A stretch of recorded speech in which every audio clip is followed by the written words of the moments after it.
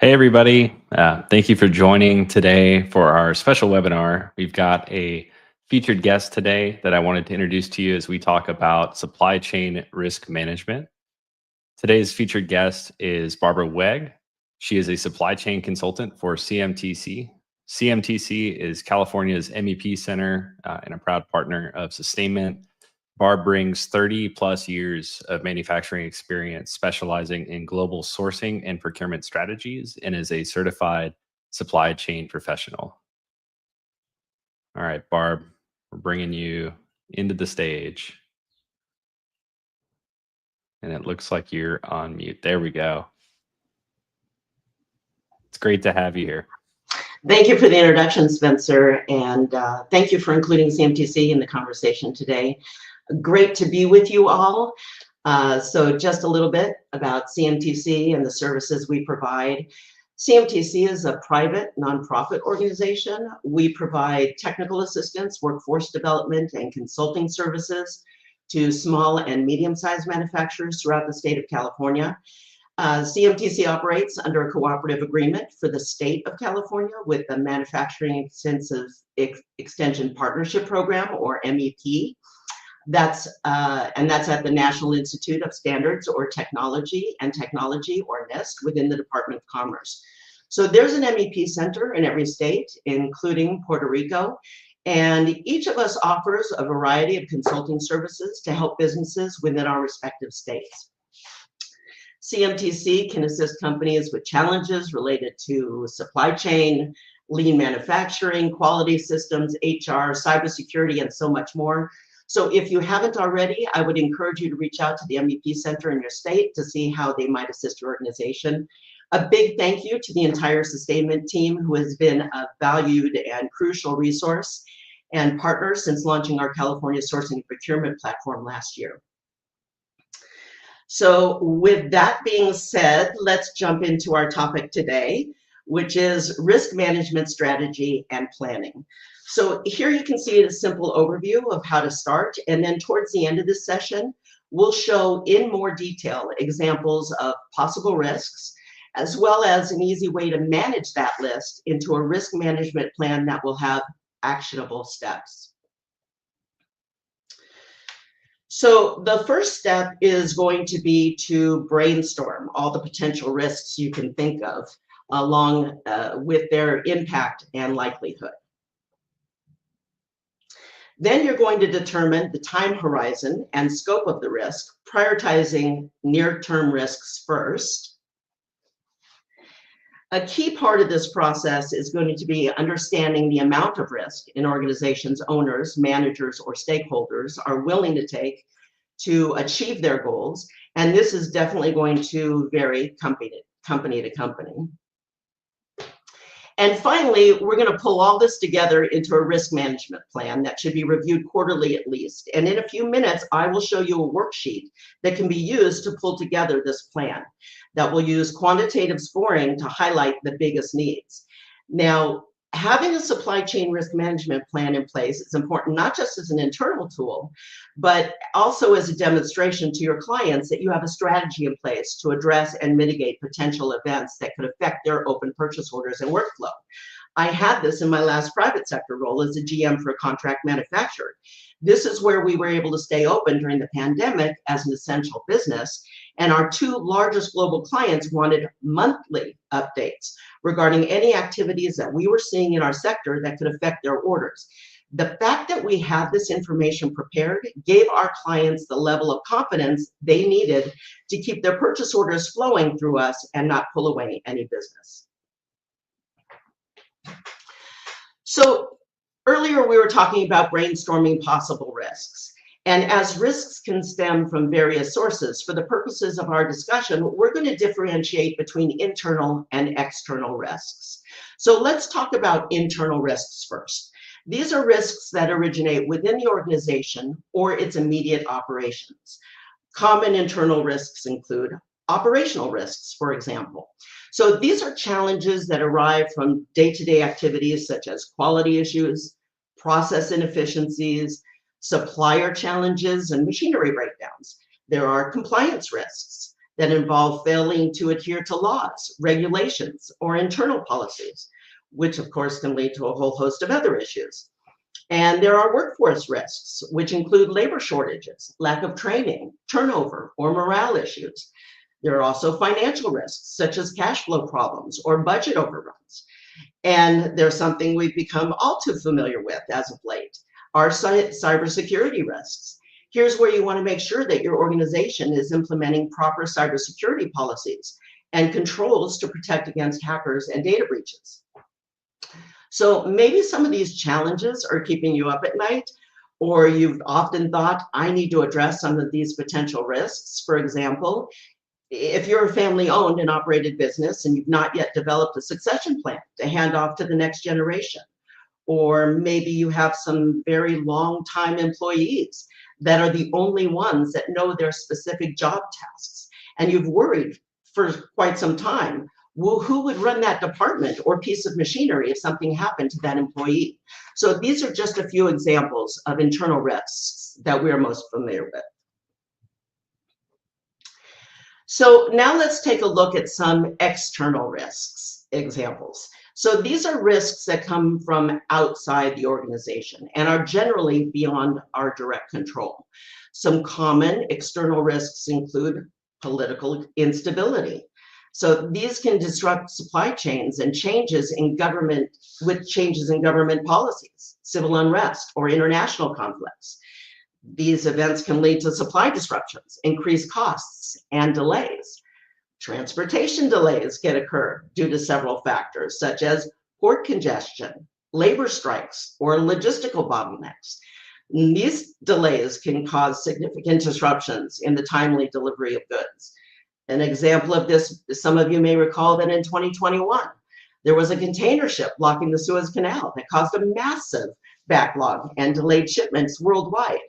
We have issues with the water levels in the Panama Canal and avoidance of the routes near the Red Sea due to conflicts in the Middle East. And these are just a few of the potential transportation risks. There are of course, natural disasters, wars, and terrorism. These can have catastrophic impacts on supply chains, causing physical damage to infrastructure, loss of goods, and disruptions in operations. We have examples of ongoing severe weather incidents across the nation, hurricanes, snowstorms, as well as the most recent wildfires in my Southern California backyard. Another example of an external risk could be demand variability, driven by economic conditions or competitor actions. So this can lead to supply-demand mismatches, overstocking, or stockouts. We are all very aware of the supply chain disruptions associated with the pandemic, not just for the medical equipment and PPE, but for consumer goods, once folks were hunkered down in their homes. We're all currently experiencing a severe egg shortage due to a breakout of bird flu. Customer and consumer pressures, such as demands for sustainability, ethical sourcing, or faster delivery. These can all influence supply chain practices. And the most topical external risks are associated with legal, regulatory, taxation, and customs issues. These can affect supply chains through compliance requirements, tariffs, and trade restrictions. So for those that have global supply chains, these external risks are of particularly importance, and landed costs need to be reviewed to make sure that a certain level of uncertainty is now baked into every organization's net profit margin. So what do we do with this list of all the potential risks we just created? So the first thing that we're going to do is assess the risk's probability of occurring. Then we're going to rank the risk priority based upon impact we think it may have to your organization. And then we're going to assess the value of that potential risk. So what does it mean to assess a risk's probability? And a more common question is, what is the difference between probability and possibility? So simply put, possible means a chance that something may be true, and probable means something how likely something is to be true. So one of the examples I've commonly heard used to illustrate this concept is flipping a coin. So let's say you're going to flip a normal coin 30 times in a row. Is it possible that the coin will land on heads 30 times in a row? And the answer is yes, that in fact is possible. The next question then becomes, is it probable? And the answer is no. It's not likely probable that you will flip a normal coin and have it land on heads 30 times in a row. So whether we've known the name of it or not, most of us are already familiar with what is called a 5-stage Likert scale. So in customer service, we often respond to questions: strongly agree, 2 strongly disagree, 2 disagree, 3 neither agree nor disagree, 4 agree, or 5 strongly agree. So for the purposes, we are using what's called a frequency Likert scale, which is a common measurement used in quantitative surveys. In this instance, we're going to look at the risks, then rate the probability as almost certain, likely, possible, unlikely, or rare. Now, you can personalize the terminology you want to use, but having the 5 points provides a more nuanced response rather than just a yes or no answer, or even a 3-point response. So now we're going to rate the impact of the risk. Here we're going to use our 5-point scale again, and in this instance, we're going to use the terms extreme, major, moderate, minor, or insignificant. Again, you can use whatever terminology best expresses your firm's culture. Here we're just providing commonly used terms for ratings. The important part is utilizing at least a 5 points scale to create that nuanced differentiation we mentioned earlier. So now that we've covered the qualitative risk management steps, we're going to discuss the quantitative steps. So here we're going to quantify the risks by probability and monetary impact using an estimate, and then multiply each risk's probability times its monetary impact to find its expected monetary value, or EMV. So that's the potential monetary loss or gain weighted by its probability. Then you can sum up all the EMVs of all the significant threats and opportunities you've identified, and then assess whether the business process or project is worth doing in the proposed manner. So this provides a structured framework for measuring potential gains and losses associated with different decisions or scenarios, and then enables organizations to prioritize actions that offer the greatest potential for positive financial outcomes while then mitigating the impact of the potential losses. So here's an example of a risk analysis template in list format that you could use to categorize each of your identified lists.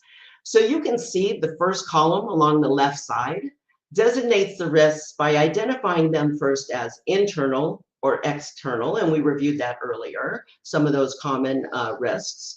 The next column is where you could provide a brief title of the risk you identified, and then the following column could have a more detailed description.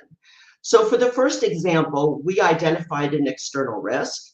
This is listing this as a potential loss of a sole source supplier. The detailed description explains that the supplier is in China, and that given the geopolitical environment could cause delivery challenges and increased costs. Next, we use a drop-down box to rate the probability of this risk occurring and the level of impact this risk would have to the organization. So in this example, the company has decided that the risk is likely to occur, not almost certain, but likely, but that the impact would be extreme.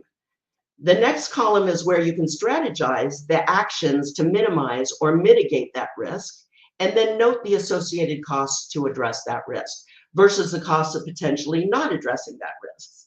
So in this example, the organization decides it wants to actively reshore certain components by qualifying domestic suppliers, and have estimated that it could take 3 employees a total of 120 hours to perform that task. They've also estimated a potential loss of revenue if their China supplier fails to ship components due to the inability of then their ability to ship their customer orders. So this list can be as long or as short as you like. I like to recommend that even if you identify something that you know is not a big risk, not likely to occur, and you already know that you're not going to address it, you should still add it to the list. Business is dynamic, as we all know. Things change constantly, and you never know when something that did not seem important yesterday may become important tomorrow. So in this visual example, we've assigned a percentage value to the probability and impact rows and columns, which helps identify those risks that need to be prioritized, starting first with those that have an extreme impact and are almost certain to occur. But with every risk identified, an organization can choose how they want to address that risk. They can accept the risk, deciding that the potential consequences of a risk are considered acceptable, and the organization chooses to monitor it without taking any active measures to reduce it. On the other hand of the spectrum, they can choose to avoid the risk by choosing not to participate in an activity that carries a high risk, essentially eliminating the possibility of that risk occurring. A company can decide to mitigate the risk, implementing strategies to lessen the severity of a potential negative outcome from a risk. And then organizations can also transfer risk by passing the burden of the risk to another party, like using a 3PL or subcontractor or co-manufacturer or some kind of outside processor. So here we pretty much end as we began. To summarize, we want to make the list, include as much or as little as you feel appropriate, quantify them, and then qualify them and develop a risk management plan. So that is pretty much all I have for today, and I'm happy to answer any questions you may have.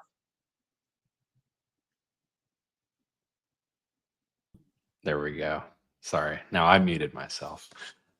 Thanks so much, Barb. That was really helpful just to see that framework and have you lay all of that out. As Barb said, happy to answer any live questions. So if anyone has questions, feel free to put them in the chat and then we can bring them on screen. But at this point, we're going to transition to a fireside chat with one of our Sustainment team members. So I'm going to bring Mitch Gutkowski onto the screen here. He is our Director of Supply Chain Solutions. And so, Mitch, I'm going to hand it over to you and drop back into the background and let you and Barb take it away. Thanks, Spencer. Hey, Barb. Yeah, that was super helpful. And, I think right now this is on top of mind for everyone. It's a really interesting transition we've seen where we've gone from the COVID issues of 2020 and 2021, where supply chain risk occurs due to a virus or something that shuts down supply chains in that manner.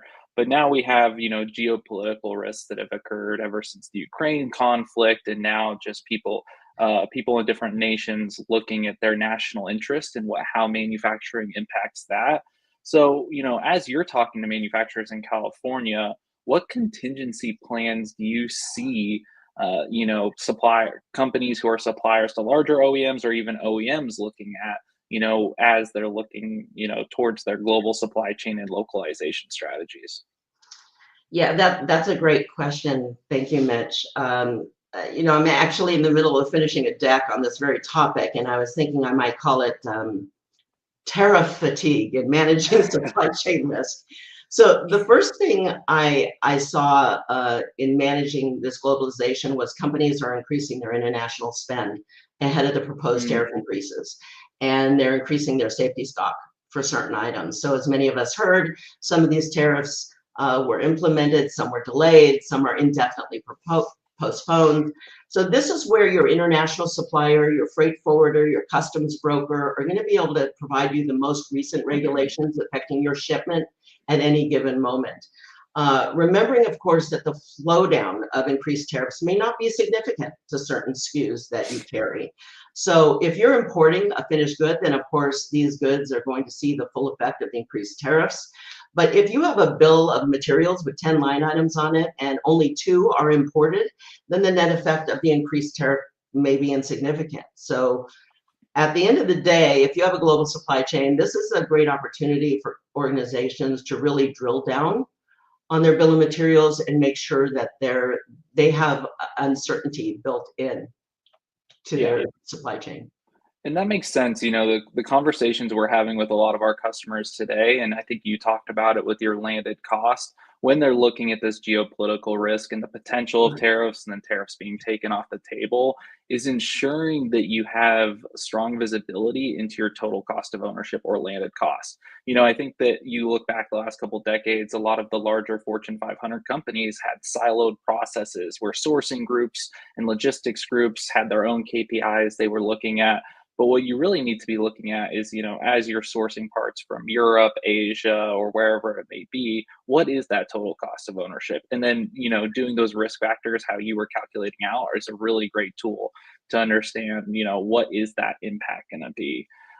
But something else we wanted to talk about is, I think for a lot of the smaller to mid-size manufacturers, this whole risk assessment can be something that feels lofty or hard to put time towards when they're day to day just trying to make sure their customers are happy. Is there baby steps that you would recommend when you're talking to those small to mid-sized manufacturers of things they could do today, maybe like you mentioned with buffer stock or anything else? Yeah, so this is a question I get asked a lot. We generally suggest in supply chain that you employ the 80-20 rule with a little twist.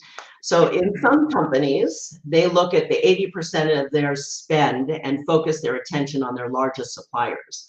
But a more modern strategic approach suggests that we should look at materials and input for the top 80% of a company's revenue.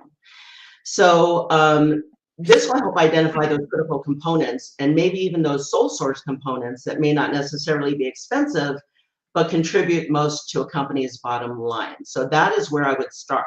This is where you hear stories about, the only screw that is approved after 6 months of use testing that costs $5 as part of a $10,000 finished good.